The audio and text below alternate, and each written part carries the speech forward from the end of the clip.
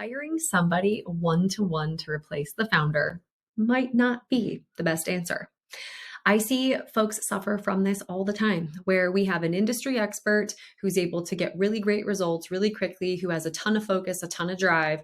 And what we try to do is we try to take, let's just say, marketing, and we decide to replace the founder from all of the marketing efforts inside of the business with one specific person.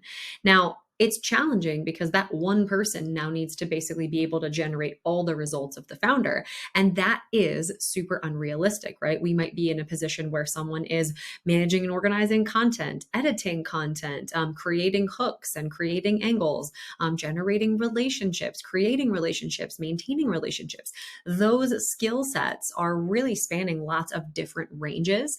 And I think one of the big ways that entrepreneurs get burned by hiring is because they try to hire one-to-one for their time.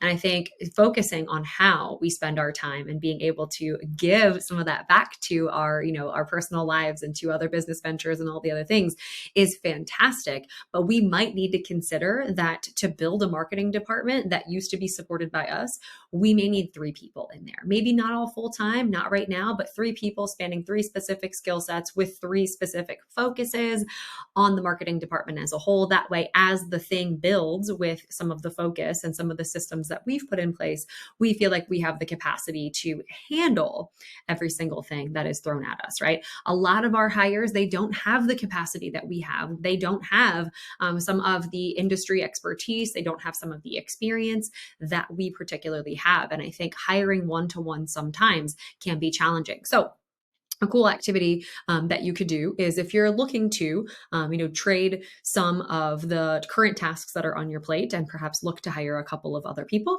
I would write down a lot of the things that you are doing and start to highlight them in kind of a traffic light system. So if we want to keep things on our plate, we highlight them green. If we want to perhaps get them off of our plate, and get them documented, we highlight them yellow. And if we for sure know we don't need to be doing something, I'm a huge fan of tossing away things that don't serve or that make things more complex, highlight that red and just be like, look, we might need to consider a couple ways that we don't need to be doing these things. And then everything that we know we're going to be doing moving forward, perhaps grouping those things into like competencies, right? So building relationships, organizing information, right? Editing and tinkering and doing some sort of those things, development, any of that.